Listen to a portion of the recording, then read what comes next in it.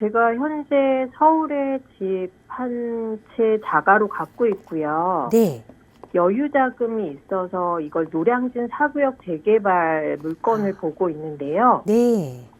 요 물건 투자 지금 하는 것이 괜찮은 건지, 그리고 이 물건 투자를 해서 현재 이제 그 건축비 상승이나 이런 것들로 인한 네. 추가 분담금이 늘어났는데, 그것 플러스 그 기간 동안의 금융 비용이 합쳐졌을 때 네. 과연 이 재개발 투자가 먹을 것이 있는 건지 지금 현 시점에서요. 네. 그 부분을 좀 알고 싶거든요. 알겠습니다. 열심히 좀 고민을 하셨던 것 같은데 우선은 1주택 상황에서 여유자금으로 투자처를 보셨어요. 노량진 4구역 말씀 주셨는데 괜찮은 방법이 될지 한번 살펴보겠습니다. 대표님과 인사 나눠보세요. 네, 안녕하세요. 안녕하세요. 예, 투자에 대해서 이제 어떻게 보면 투자 선익 내지는 이런 투자 형태가 지금 맞나 뭐 그런 의구심을 갖고 있는 것 같아요. 네. 우선 혹시 보신 물건 있나요? 네. 예, 보신 물건. 매매가 얼마나 하던가요? 매가가 11억 5천이요. 얼마요? 11억 5천만 아, 11억 5천. 네. 11억 5천이고요. 여기에 혹시 전세나 뭐 이런 게 있나요? 전세를 3억을 이제 끼고 제가 매수를 할 수 있을 것 같아요. 전세가 3억. 네. 그러면 이제 실제 투자는 약 네. 7억 5천, 8억 5천인가요? 네네. 그렇죠. 8억 5천이요. 8억 5천 정도 되네요. 네. 네, 8억 5천 정도 되고 그 다음에 추가 분담금 몇 평 기준으로 보셨어요? 지금 34평이요. 예, 추가 분담금을 거기 조합원 분양가를 얼마로 보던가요? 지금 6억 5천으로 보는데 아무리 못 봐도 9억 5천까지는 가지 않을까 싶거든요. 이상이요. 그러니까 조합원 분양가를 9억대는 봐야 되지 않느냐 이 말이죠. 네. 네, 9억대로 간다고 했었을 때 지금 갖고 있는 이 물건이 평가가 돼 있을 거예요. 네. 평가 금액이 얼마 돼 있던가요? 권리가가 4억 3천이요. 권리가가 4억 3천요? 네. 네, 그렇군요. 그러면은 계산해보면 추가로 내야 될 돈이 약 5억이다, 그죠? 네네. 약 5억 정도. 그러면은 총 투자 금액은 11억 5천하고 5억 합치면 16억 5천, 약 17억이네요. 네. 물론 이제 금융을 이용할 수는 있어요. 이용했다가 이자만 주고 나중에 팔아버리고 이러면은 수익률은 높아질 수 있죠. 네. 자, 그러면은 가장 핵심이 뭐냐면은 네. 자, 여기에 자, 이게 관리 처분이 되고 뭐 수년 안에 입주한다고 보고 사구역은 뭐 조금씩 많이 왔으니까요. 네. 과연 여기에 아파트가 들어왔었을 때 네. 얼마로 예상하느냐라는 거예요. 네네. 아파트가 실제가 얼마 정도가 예상되지 않겠냐라고 보세요, 보수적으로. 네. 얼마나 보세요, 본인 견경. 지금 현재 그 근방에 이거랑 대비를 했을 때 보는 게 흑석의 아크로 뭐 네네. 근데 그게 지금 한 18억, 19억 이렇게 나가는 것 같아요. 8억 9억요? 18억, 19억. 아, 18억. 예, 18억에서 19억. 네. 예, 좋아요. 자, 제가 이제 물어볼 건 다 여쭤봤고, 제가 이제 설명을 드릴게요. 지리적으로 말이죠. 한 동네도 가격이 다르잖아요, 아파트마다. 네네. 제가 바라보는 눈에서 노량진은 네. 혹석동이나 반포보다는 가격이 낮을 것이다. 네. 잠실보다도 가격은 낮을 것이다라고 저는 봐요. 네. 이유는 어떤 데이터를 가지고 하는 것이 아니라 사람들의 선호도가 다르기 때문이에요. 아, 자, 그러면 잠실 쪽은 20억에서 25억을 본다면 네. 노량진은 18억, 19억 보면은 뭐 잘못 본 거라고 볼 수는 없겠죠. 네. 그런데 이것도 가격이 잠실 가격이 30억이 간다면은 얘도 네. 20억이 넘어갈 수도 있겠죠. 네. 반면에 잠실이 20억으로 내려오면 어떻게 될까요? 얘도 내려간다고 봐야 되겠죠. 네. 그러면은 우리는 투자하는 입장이고 투자하는 네. 입장에서는 올라간다라고 보고서 계산하는 게 맞습니까? 보수적으로 내려온다고 보고 계산하는 게 맞나요? 보수적으로 해야겠죠. 그렇죠. 그게 맞죠. 그러면 이게 18억 19월의 맥시멈 아니에요. 그렇죠? 네. 그럼 맥시멈으로 가정을 하면은 내 네. 들어가는 돈이나 얘나 차이 없죠. 네. 거기에 내가 들어가면은 돈이 실투자가 8억 5천이라 하더라도 네. 전세가 3억이라고 하면 전세 역시 이주할 때 당연히 그렇죠. 갚아야 네. 되는 거고요. 네. 네. 그러면 예를 들어서 8억 5천에 네. 지금 대출을 한다고 보면 금융이자가 약 한 5%대예요. 네. 그럼 5% 계산을 하면은 5, 8, 40, 1년에 약 한 4천에서 5천 맞죠? 네. 네. 5천만 원의 이자가 나간다고 가정을 한다면은 네. 그러면 4천만 원 뭐 조금 넘는다고 보더라도 그럼 네. 이게 입주할 때까지 총알처럼 달려가도 4, 5년일 거 아니에요. 네. 그렇죠? 그럼 네. 5년만 계산하더라도 얼마인가요? 5, 15, 약 한 2억에서 2억 5천의 이자를 감내하고 가는 거죠. 네. 그러면 본인 투자는 거기에서 또 2억 이상 더 넣어야 된다는 거잖아요. 네. 그런 계산은 그렇잖아요. 네. 네. 그러면 아무리 보더라도 얘가 25억 이상 간다는 확신이 들기 전에는 네. 별로 투자 마진이 없죠. 네.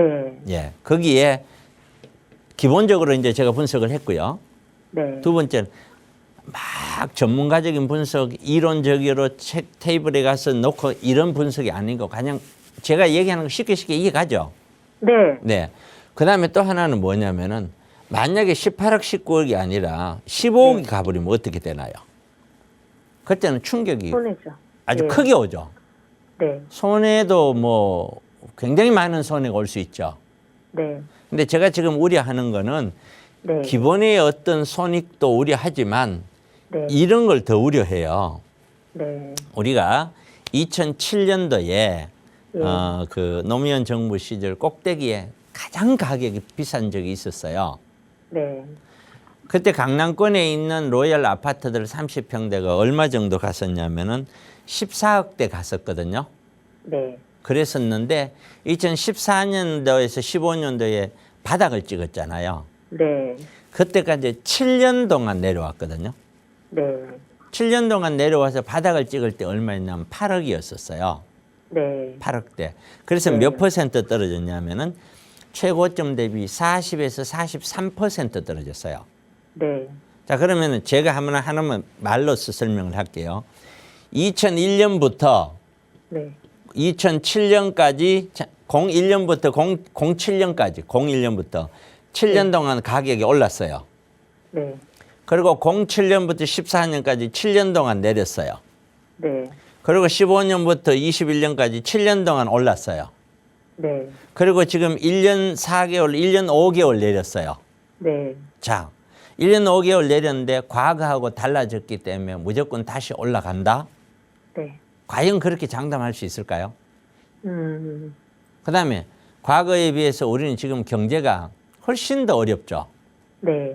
거기에다가 무역 전쟁이라는 것 때문에 우리는 선진국들이 미국이라든가 이게 강대국들이 편가르기 하는 바람에 우리는 양쪽 다 한쪽에 설 수가 없죠. 네. 그것 또한 어렵죠.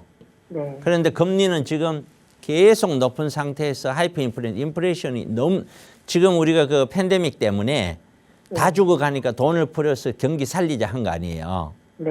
그래서 경제가 조금씩 살아났는데 그 때문에 물가가 폭등을 해버렸죠. 네. 여기뿐만 아니라 미국, 하와이 몽땅 다 올라갔어요. 거기에서 우리 아파트들도 다 올라갔단 말이에요.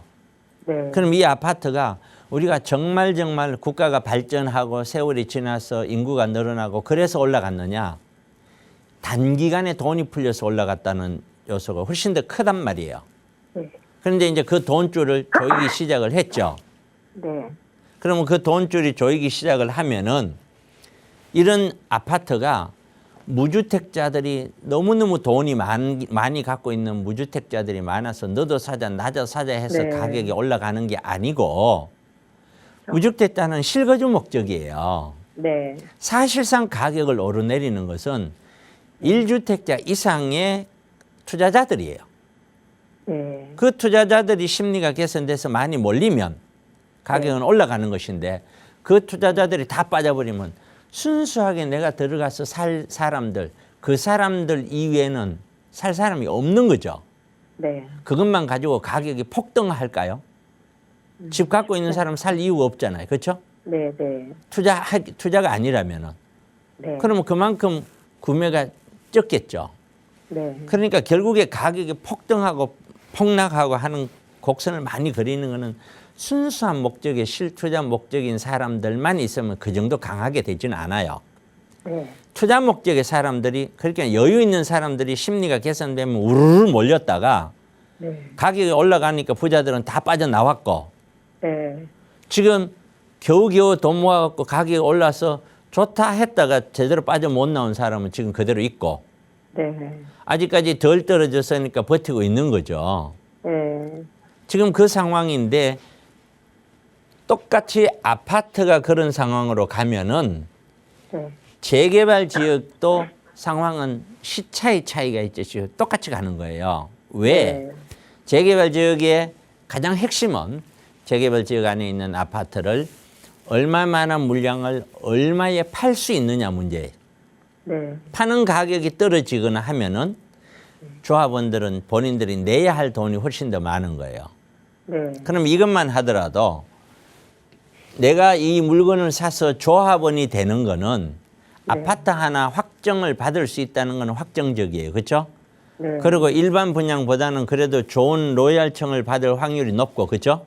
네. 그 반면에 지금 보시는 바밖에 들어가는 돈이 예. 약 16억, 17억 들어가는데 네. 그러면 일반 분양가가 16억, 17억 하냐라는 거예요. 네. 조합원 분양가하고 차이가 별반 차이 안 나요. 1, 2억, 뭐 네. 2, 3억 안쪽이에요. 네. 그러면 일반 분양가가 예를 들어 10억, 11억 한다면은 그 네. 당첨 받았는 사람이 로또지 네. 이 조합은 로얄층 받았다고 해서 무슨 로또가 되겠어요. 그렇죠? 네. 결국에는 그래서 재개발 쪽도 일반적으로 아파트 가격이 다 내려가고 바닥을 다질 때 재개발 지역도 다 내려가고 바닥을 다지게 돼 있어요. 네. 그 상황에서 손익계산해서 사면 그건 답이 나와요. 네. 그런데 그렇지 않고는 이거는 크게 답이 나올 수 없는 거예요. 여기뿐만 그런 게 아니에요. 네. 노량진 4구역이 나쁘다 이 뜻이 아니에요. 네. 네. 전체가 그렇다. 그래서 저는 저 개인적으로는 굉장히 네. 좀 보수적인 투자자다 보니까 저 개인적으로는 뭐 별로 이런 것에 대해서 찬성을 하기 어렵다. 네. 됐죠? 네. 네, 네. 그 정도 하시고 필요하신 거는 제가 누누이 세미나 얘기를 하는데 세미나 네. 오라는 말을 그냥 가벼이 듣지는 마세요. 네. 세미나 와서 들으면 머리가 맑아져요. 네. 이 방송에 할 수 있는 거하고는 완전히 달라요. 예, 예. 꼭 그렇게 참고를 하세요. 네, 예, 감사합니다. 고맙습니다. 네. 네.